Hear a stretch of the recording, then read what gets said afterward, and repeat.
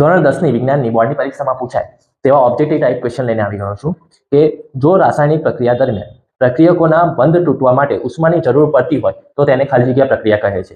તો વિદ્યાર્થી મિત્રો, અહીંયા આગળ ઉષ્માની જરૂર પડતી હોય તો તે પ્રક્રિયાને આપણે ઉષ્મા શોષક પ્રક્રિયા કહે છે. ઓકે, અને જો ઉષ્મા ઉત્સર્જન થતી હોય તો તેને ઉષ્માક્ષેપક પ્રક્રિયા કહેવાય. તો આ બંને યાદ રાખવાનું છે. સમીકરણ પૂર્ણ કરવા માટે ખાલી જગ્યા પૂરો. 6CO2 plus 12H2O will give 6O2 blank 6O2 plus H2O. સો આ જે પ્રક્રિયા છે પ્રકાશ સંશ્લેષણની પ્રક્રિયા છે, અને પ્રકાશ સંશ્લેષણની પ્રક્રિયામાં વનસ્પતિ કાર્બન ડાયોક્સાઇડ અને પાણીનો ઉપયોગ કરીને પોતાનો ખોરાક જાતે બનાવીને એ ખોરાક છે ગ્લુકોઝ, C6H12O6 ગ્લુકોઝ, રાઈટ. આરસ પહાડનું રાસાયણિક સૂત્ર શું છે? તો વિદ્યાર્થી મિત્રો, આરસ પહાડનું રાસાયણિક સૂત્ર છે calcium carbonate, CaCO3, calcium carbonate, right.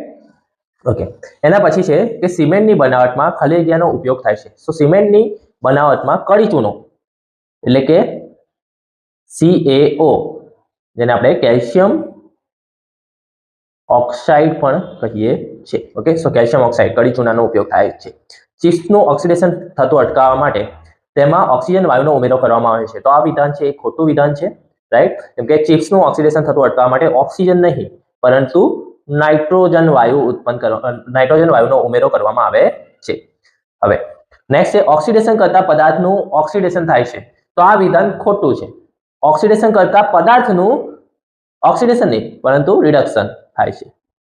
હા, તમને એવું કીધું હોય કે ઓક્સિડેશન કરતા પદાર્થ બીજા પદાર્થનું ઓક્સિડેશન કરે છે તો એ રાઈટ રહેશે. બીજા પદાર્થનું એ ઓક્સિડેશન કરશે પણ પોતાનું રિડક્શન, અને એ જ રીતે રિડક્શન કરતા બીજા પદાર્થનું રિડક્શન કરશે અને પોતાનું ઓક્સિડેશન કરશે, રાઈટ. રાસાયણિક સમીકરણને સમતોલિત કરવા છે તો શ્વસન, વિદ્યાર્થી મિત્રો, શ્વસન એ ઉષ્માક્ષેપક પ્રક્રિયા છે જેમાં ઉષ્માનું ઉત્સર્જન થાય છે. એટલે એમાં સાચો જવાબ આવશે બી, ઉષ્માક્ષેપક. સૂર્યપ્રકાશની હાજરીમાં સફેદ સિલ્વર ક્લોરાઇડ નું ભૂરા ને અહીંયા રાખોડી રંગમાં, પ્રિન્ટિંગ મિસ્ટેક છે, રાખોડી રંગમાં રૂપાંતર થવાની કારણ ખાલી ગયા. તો એમાં સિલ્વર ક્લોરાઇડ છે, એમાંથી સિલ્વર અને ક્લોરીન છૂટું પડી જાય એટલે જે કલર બાકી રહે છે એ રાખોડી રંગ એ સિલ્વરનો હોય છે. એટલે એનો જવાબ આવશે બી, કે સિલ્વર ક્લોરાઇડમાંથી સિલ્વર અને ક્લોરીનનું વિઘટન થાય છે. સિલ્વર અને ક્લોરીન અલગ પડી જાય છે, રાઈટ. શ્યામ અને શ્વેત એટલે કે બ્લેક એન્ડ વ્હાઇટ ફોટોગ્રાફી કયા પ્રકારની પ્રક્રિયાઓ ઉપયોગી છે? તો બ્લેક એન્ડ વ્હાઇટમાં AgCl નું સિલ્વર ક્લોરાઇડનું સૂર્યપ્રકાશની હાજરીમાં સિલ્વર અને ક્લોરીનમાં વિઘટન, સિલ્વર બ્રોમાઇડનું સૂર્યપ્રકાશની હાજરીમાં સિલ્વર અને બ્રોમિનમાં વિઘટન, કે પછી A અને B, એના પછી છે A અને B બંને. સો એનો જવાબ આવશે A અને B બંને વસ્તુનો ઉપયોગ થાય. બંને, પહેલી અને બીજી બંને પ્રક્રિયા, સિલ્વર ક્લોરાઇડનું વિઘટન અને સિલ્વર બ્રોમાઇડનું વિઘટન. ઓકે. અપચાના ઉપચાર માટે નીચેના પૈકી કયા પ્રકારની દવાનો ઉપયોગ થાય છે? સો અપચો થવાનું કારણ, અપચો થાય ત્યારે આપણા શરીરમાં એસિડની માત્રા વધી જાય જઠરમાં. સો એસિડ વધી જાય એટલા માટે આપણે એસિડને શાંત પાડવા માટે એન્ટાસિડ એટલે કે પ્રતિ એસિડનો ઉપયોગ કરવામાં આવે છે, જે સામાન્ય રીતે બેઝ હોય છે. ઓકે. મિલ્ક ઓફ મેગ્નેશિયાની pH. સો મિલ્ક ઓફ મેગ્નેશિયાની pH વિદ્યાર્થી મિત્રો 10 હોય છે. Okay, milk of magnesia. અને સામાન્ય રીતે મિલ્ક ઓફ મેગ્નેશિયાનો ઉપયોગ એન્ટાસિડ તરીકે પણ થાય છે. ઓકે, સો એન્ટાસિડ તરીકે ખાલી જગ્યાના દ્રાવણનો ઉપયોગ થાય છે. તો મિલ્ક ઓફ મેગ્નેશિયમનો આપણે કહી શકીએ. ઓકે. જ્યારે વરસાદી પાણીની pH ખાલી જગ્યા કરતા ઓછી હોય તો તેને એસિડ વર્ષા કહેવાય. સો એમાં જવાબ આવશે 5.6, 5.6. 5.6 કરતા ઓછી હોય તો એ એસિડ વરસાદ થઈ જશે. ઓકે. શુદ્ધ પાણી અથવા રુધિરનું pH 7.4 જેટલી હોય છે. તો વિદ્યાર્થી મિત્રો, આ સાચી વાત છે. ઓકે. ફિનોફથેલિન એ કુદરતી સૂચક છે. સો ફિનોફથેલિન એ કુદરતી સૂચક નથી. કુદરતી સૂચક તરીકે કુદરતી સૂચકમાં આપણે લિટમસ પેપર લઈએ છીએ અને હળદર. ઓકે. લિટમસ પેપરનું તમને યાદ જ હશે કે એસિડ ભૂરા લિટમસ પેપરને લાલ બનાવશે અને બેઝ લાલ લિટમસ પેપરને ભૂરું બનાવશે. અને એનું એક શોર્ટ ટ્રીક બી છે, એક ભૂલ બે લાભ. ઓકે. એસિડ ભૂરા લિટમસ પેપરને લાલ બનાવે, બેઝ લાલ લિટમસ પેપરને ભૂરું બનાવે. હળદર હળદર બી હળદર અગર હળદરની અંદર એસિડ સાથે મિશ્રણ થાય તો એ લાલ કલર આપે છે, રેડ કલર, એટલે ખબર પડે કે આ એસિડ છે કે બેઝ. ઓકે, હળદર છે. ઓકે, કૃત્રિમ સૂચક તરીકે, તો કૃત્રિમ સૂચક તરીકે આવશે મિથાઇલ ઓરેન્જ, ઓકે, અને ફિનોફ્થેલ. સો મિથાઇલ ઓરેન્જ અને ફિનોફ્થેલિન એ કૃત્રિમ સૂચક છે, રાઈટ. ઓકે, મોઢાની પીએચ 5.5 કરતા ઘટી જાય ત્યારે દાંતનો સડો થાય છે, તો આ બિલકુલ સાચું છે. 5.5 કરતા ઘટી જાય ત્યારે દાંતનો સડો ચાલુ થાય. સૌથી તનનીય ધાતુ કઈ છે? તો સૌથી તનનીય ધાતુ વિદ્યાર્થી મિત્રો સોનું છે. સોનું ને સૌથી તનનીય ધાતુ છે. ઓકે, નીચેનામાંથી નરમ આલ્કલી ધાતુ કે જેને ચપ્પા વડે કાપી શકાય. ઓકે, ધાતુ એવી ધાતુ કે જેને ચપ્પા વડે કાપી શકાય, તો એ આલ્કલી ધાતુઓ હોય છે વિદ્યાર્થી મિત્રો. આલ્કલી ધાતુઓને ચપ્પા વડે કાપી શકાય છે, અને એ આલ્કલી ધાતુઓના નામ છે લિથમસ, સોડિયમ અને પોટેશિયમ. ત્રણે ત્રણ આલ્કલી ધાતુઓના નામ છે, એટલે આમાં આવશે ડી, ઓપ્શન ડી, આપેલ ત્રણે. ઓકે, નીચેનામાંથી કયો ઉભયગુણી ઓક્સાઇડ છે? વિદ્યાર્થી મિત્રો, ઉભયગુણી ઓક્સાઇડ કોને કહેવાય? પહેલો પ્રશ્ન થાય, ઉભયગુણી ઓક્સાઇડ કોને કહેવાય? કે એવા ઓક્સાઇડ કે જે એસિડ કે બેઝ બંને સાથે પ્રક્રિયા કરી ક્ષાર અને પાણી આપે, બરાબર, એને ઉભયગુણી ઓક્સાઇડ કહેવાય. એસિડ કે બેઝ બંને સાથે પ્રક્રિયા કરી અને ક્ષાર કે પાણી આપે. સો એનો જવાબ આવશે ઉભયગુણી ઓક્સાઇડમાં Al2O3, ઝિંક ઓક્સાઇડ, એ અને બી બંને. સો અહીંયા આગળ તમારો જવાબ આવશે એ અને બી બંને, Al2O3 and ZnO, right. Okay, એના પછી છે કે પ્રવાહી સ્વરૂપ અધાતુ. પ્રવાહી સ્વરૂપ અધાતુ, તો વિદ્યાર્થી મિત્રો એનો જવાબ આવશે એમાં આવશે 3, મર્ક્યુરી. ઓકે, પ્રવાહી સ્વરૂપ, સોરી, અધાતુ કીધું છે. પ્રવાહી સ્વરૂપ અને અધાતુ, ધેટ ઇઝ બ્રોમિન. ઓકે, પ્રવાહી સ્વરૂપ ધાતુ, ધેટ ઇઝ મર્ક્યુરી. એ 3. ચમકદાર અધાતુ, અધાતુ છે અને ચમકે છે, ધેટ ઇઝ આયોડીન. ઓકે, અને ઘણું નીચું ગલનબિંદુ ધરાવતી ધાતુ, ઘણું નીચું ગલન ધરાવતું ધાતુ છે સિઝિયમ, રાઈટ. સો ડી માં આવશે 1. ઓકે, ફરીવાર પ્રવાહી સ્વરૂપ અધાતુ, ઓકે, એ છે બ્રોમિન. ઓકે, પ્રવાહી સ્વરૂપની ધાતુ એ છે મર્ક્યુરી. ચમકદાર અધાતુ, અધાતુ છે ને, અધાતુ નોર્મલી ચમકે નહીં, ચમકદાર છે અને અધાતુ છે, ધેટ ઇઝ આયોડીન. ઓકે, અને ઘણું નીચું ગલનબિંદુ ધરાવતી ધાતુ, ધેટ ઇઝ સિઝિયમ.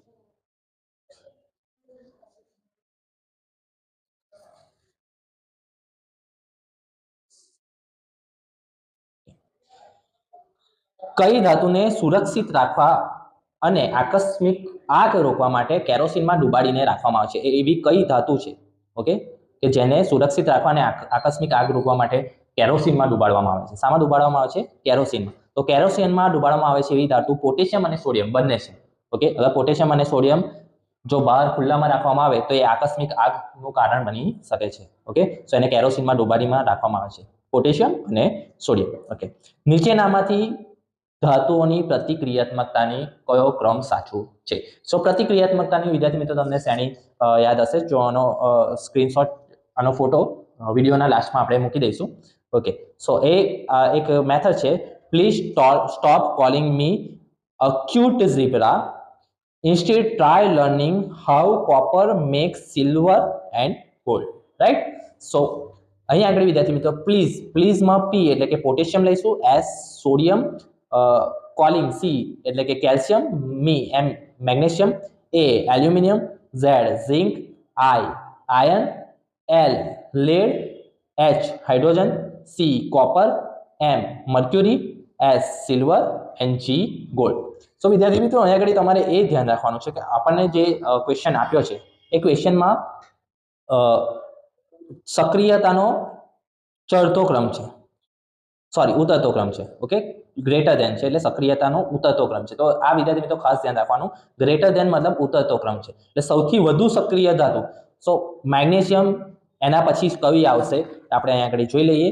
સો સૌથી સક્રિય ધાતુ છે તમારી મેગ્નેશિયમ, એના પછી આવે છે એલ્યુમિનિયમ, ઝિંક અને આયર્ન. સો આ તમારો સાચો ક્રમ છે, magnesium, aluminium, zinc and iron. તો એનો સાચો જવાબ આવશે એ, રાઈટ. મર્ક્યુરીની કાચી ધાતુ કઈ છે? સો મર્ક્યુરીની કાચી ધાતુ છે એ સિન્નાબાર. સિન્નાબાર એ મર્ક્યુરીની કાચી ધાતુ છે, રાઈટ. તેના પછી છે Fe નિકલ અને ક્રોમિયમ. સો આયર્ન, નિકલ અને ક્રોમિયમ એની મિશ્ર ધાતુ, આ બધી મિશ્ર ધાતુ આપી છે. આ બધી કઈ ધાતુ આપી છે? મિશ્ર ધાતુઓ, રાઈટ? ઓકે. સો મિશ્ર ધાતુઓમાં Fe, આયર્ન, નિકલ અને ક્રોમિયમ. તો આયર્ન, નિકલ અને ક્રોમિયમની મિશ્ર ધાતુ છે સ્ટેનલેસ સ્ટીલ. ઓકે. સો એમાં આવશે સેક સ્ટેન.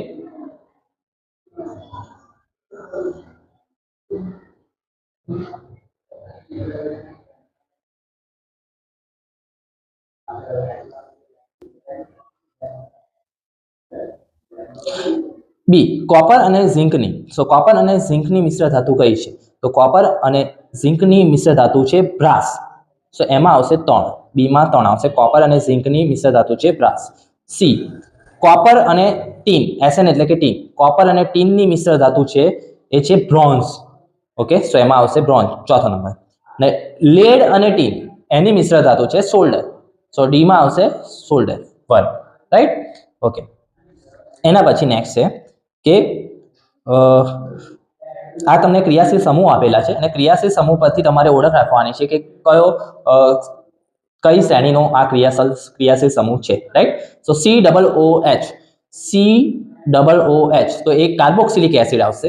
એમાં એમાં આવશે 4 નંબર, કાર્બોક્સિલિક એસિડ, રાઈટ? પછી ક્લોરીન અને બ્રોમિન. સો ક્લોરીન, બ્રોમિન, આયોડિન આ બધા હેલોજન તત્વો કહેવાય. અને એના પછી અહીંયા આગળ હેલો અને ક્લોરો તો આપેલું છે, ક્લોરો બ્રોમો આપેલું છે, એટલે એના પછી ખબર પડી જશે કે બી માં આવશે એ 3 આવશે. ઓકે.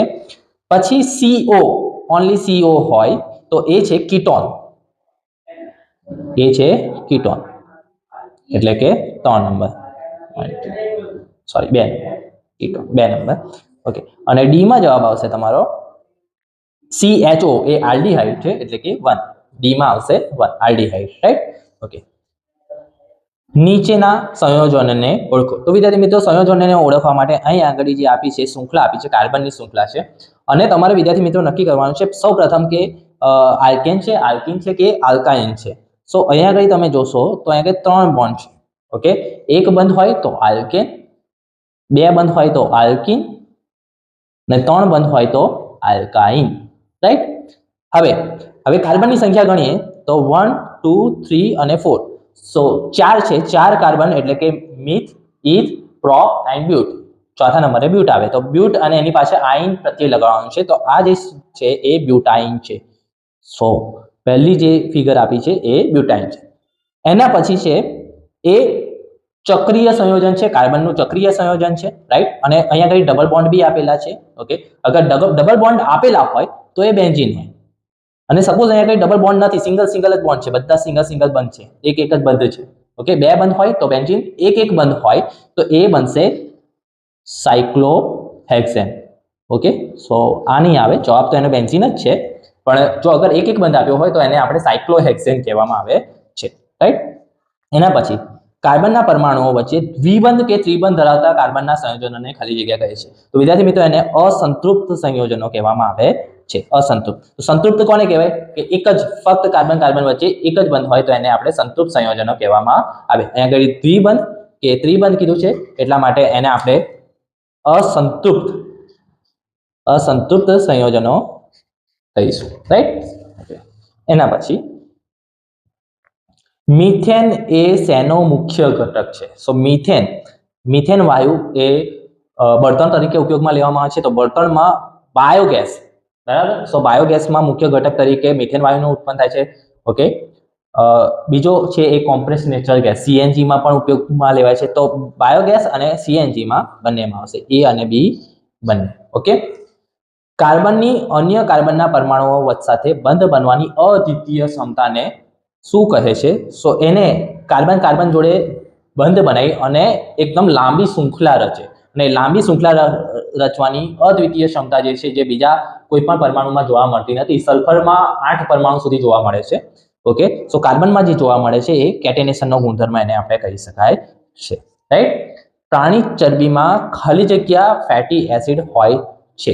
સો પ્રાણી ચરબીમાં સંતૃપ્ત કે અસંતૃપ્ત તમારે એ લખવાનું છે. ઓકે. સો પ્રાણી ચરબીમાં સંતૃપ્ત ફેટી એસિડ હોય છે. આપણે અહીંયા લખી દઈશું સંતૃપ્ત, રાઈટ? ઓકે. ટિંચર આયોડિન ખાલી જગ્યાનું બનેલું છે. તો વિદ્યાર્થી મિત્રો, ટિંચર આયોડિન એ આલ્કોહોલનું બનેલું હોય છે. ઓકે, ટિંચર આયોડિન એ આલ્કોહોલનું બનેલું હોય છે અને આ આલ્કોહોલનું નામ છે ઇથેનોલ. Okay, ethanol. સાબુના અણુ મિસેલ તરીકે ઓળખાતી રચના બનાવે છે. તો આ સાચી વસ્તુ છે, બરાબર. મિસેલ નામની તરીકે ઓળખાતી એક રચના બનાવે છે. ઓકે, હવે કોલમ 1 અને કોલમ 2 માં કેટલાક રસાયણોના નામ આપે છે અને રાસાયણિક સૂત્રો એના સામે આપેલા છે. સો બ્લીચિંગ પાવડરનું રાસાયણિક નામ, રાસાયણિક સૂત્ર બનશે CaOCl2. ઓકે, સો એમાં આવશે થર્ડ. બી બેકિંગ પાવડર. તો બેકિંગ પાવડરમાં આવશે એની સામે જ આપે છે સોડિયમ હાઇડ્રોજન કાર્બોનેટ. એટલે એમાં જવાબ આવશે 2, રાઈટ. બીમાં 2, રાઈટ. અને સી માં આવશે જીપ્સમ છે CaSO4 into 2H2O, that is first one, right. Okay, ફરી એકવાર જોઈ લઈએ. બ્લીચિંગ પાવડર કેલ્શિયમ ઓક્સીક્લોરાઇડ, બરાબર, CaOCl2. બેકિંગ પાવડરને આપણે સોડિયમ હાઇડ્રોજન કાર્બોનેટ જ કહેવામાં આવે છે. અને જીપ્સમ છે એ CaSO4 into 2H2O આવે છે એમાં. ઓકે, અને જોડે જોઈએ તો plaster of Paris. So plaster of પેરિસનું શું થશે? તો CaSO4 into 1/2H2O. જો 1.5 H2O એટલે કે પાણીનો 1.5 અણુ જો ગુમાવવામાં આવે CaSO4 into 2H2O માંથી, તો એ પ્લાસ્ટર ઓફ પેરિસ બને છે. ઓકે, હવે એના પછી પણ જોડકા જોડવાના છે કે જઠર. તો જઠરમાં કયો એસિડ ઉત્પન્ન થાય છે? તો જઠરમાં હાઇડ્રોક્લોરિક એસિડ. ઓકે, સો એમાં આવશે સેકન્ડ, હાઇડ્રોક્લોરિક એસિડ, રાઈટ. બી દાંતનું ઉપરનું પડ ખાલી જગ્યાનું બનેલું હોય તો કેલ્શિયમ ફોસ્ફેટ. યાદ રાખજો વિદ્યાર્થી મિત્રો, કેલ્શિયમ ફોસ્ફેટ. આ ખાલી જગ્યા કે MCQ માં પણ પૂછાઈ શકે છે. ઓકે, મધમાખી. સો મધમાખીમાં કયો તત્વ, મધમાખીના ડંખમાં કયું રસાયણ રહેલું હોય છે? તો એ છે મેલેટિન. ઓકે, મેલેટિન. અને ડી કોવચનું પાંદડું આવે. આ કોવચના પાંદડામાં કયો ડંખમાં કયો એસિડ રહેલો છે? તો એ મિથેનોઇક એસિડ. 3 આવશે એમાં જવાબ. મિથેનોઇક એસિડ, મેલેટિન એટલે કે 4. ઓકે, એના પછી છે કે કેટલાક ખાદ્ય પદાર્થોના નામ આપેલા છે. એમાં વિનેગર છે, સંતરું છે, આંબલી છે, ટામેટું છે. ઓકે, અને તમારે ઓળખીને બતાવવાનું છે કે આમાંથી કયો એસિડ તેમાં રહેલો હોય છે. સો વિદ્યાર્થી મિત્રો, વિનેગર. સો વિનેગરમાં રહેલો હોય છે એસિટિક એસિડ. ઓકે, વિનેગરમાં એસિટિક એસિડ રહેલો હોય છે. બી સંતરું. તો સંતરામાં સાઇટ્રિક એસિડ રહેલો હોય છે 3. ઓકે, સી આંબલી. સો આંબલીમાં રહેલો હોય છે ઓક્ઝેલિક એસિડ.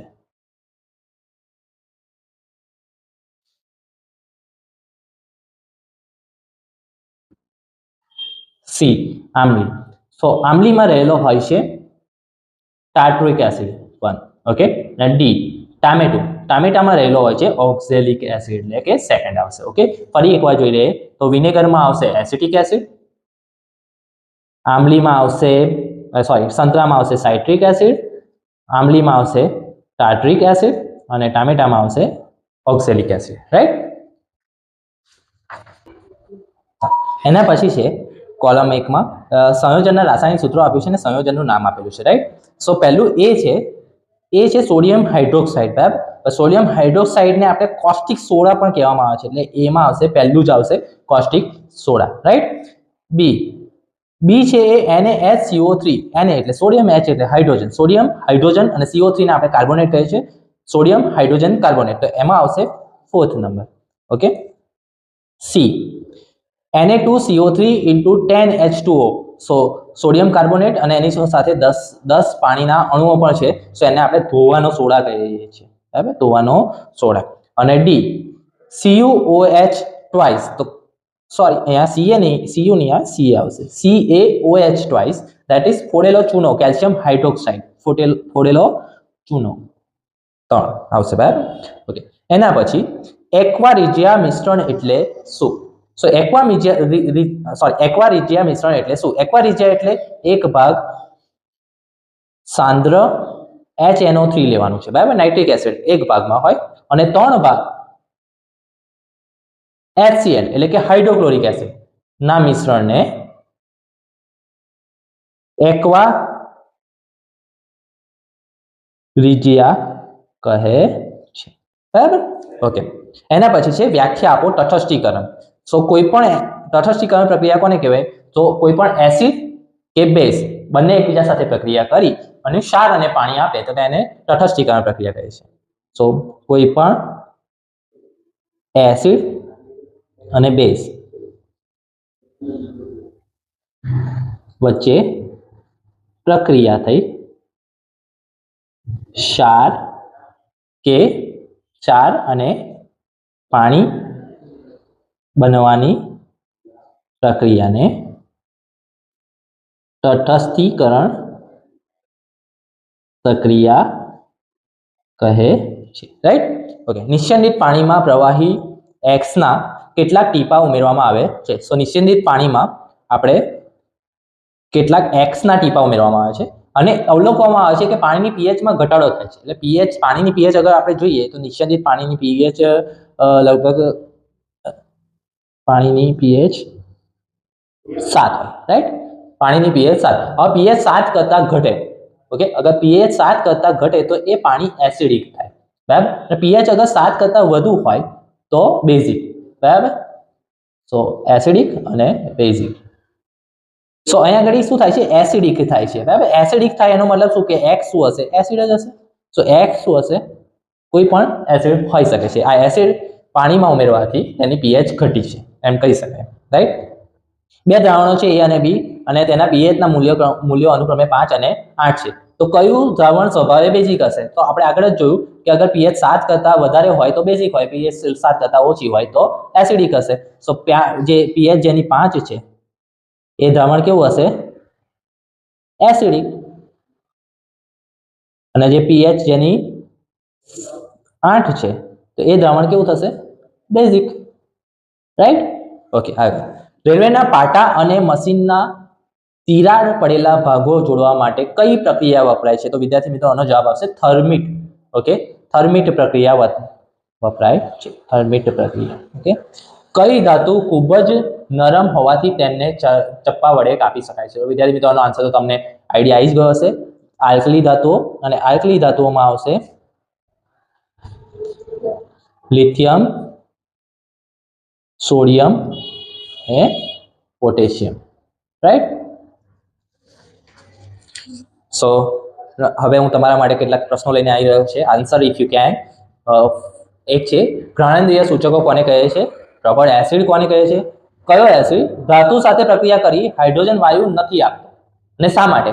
મોસ્ટલી બધા જ એસિડ ધાતુ સાથે પ્રક્રિયા કરી હાઇડ્રોજન વાયુ તો ઉત્પન્ન કરે છે, પણ એવો કયો એસિડ છે કે જે ધાતુ સાથે પ્રક્રિયા કરી હાઇડ્રોજન નથી આપતો અને શા માટે? Okay. Thank you for watching this video. Please like, share and subscribe.